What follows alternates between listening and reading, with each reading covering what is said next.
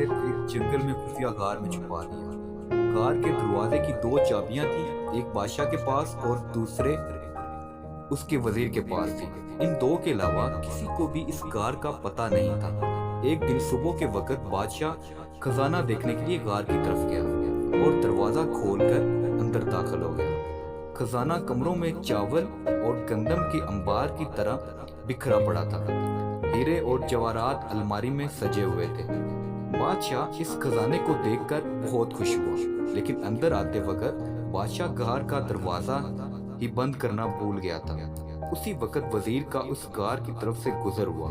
वजीर ने जब खजाने का दरवाजा खुला देखा तो हैरान रह गया। वो समझा कि गलती से दरवाजा खुला रह गया है। उसी ख्याल के तहत उसने दरवाजा बाहर से बंद कर दिया और महल में पहुंचकर ये बात भूल गया। जब बादशाह हीरे और जवाहरात का मुआयना करने से फारग हुआ तो वापसी का सोचा, लेकिन जब वो दरवाजे की तरफ पहुंचा तो देखा कि वो तो बंद था।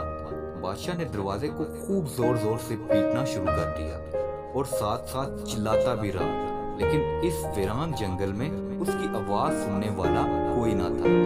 वो अब वापस अपने खजाने की तरफ गया और इनसे दिल बहलाने की कोशिश करने लगा, लेकिन भूख और प्यास के हाथों मजबूर होकर वो फिर दरवाजे की तरफ गया।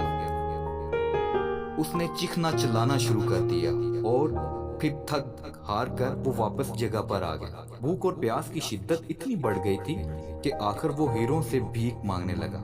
ऐ कीमती पत्थर, मुझे एक वक्त का खाना दे दो। उसे ऐसा लगा जैसे वो हीरे उसकी सादगी पर जोर जोर से हंस रहे हों। उसने एक हीरा उठाया और जोर से दीवार पर मारा, फिर मोतियों से अपनी फरियाद करने लगा। ऐ कीमती मोतियों, मुझे एक गिलास पानी दे दो।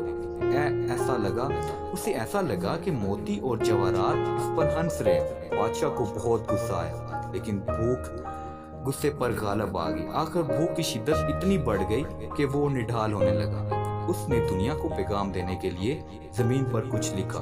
उसके बाद बादशाह का इंतकाल हो गया। वजीर बादशाह को तलाश करता हुआ उस गार की तरफ से गुजर हुआ तो उसने सोचा कि बादशाह के खजाने का कुछ अता पता करें। जब वो गार के अंदर दाखिल हुआ तो देखा कि बादशाह मरा पड़ा है और जमीन पर लिखा है, दौलत किसी को जिंदगी नहीं दे सकती।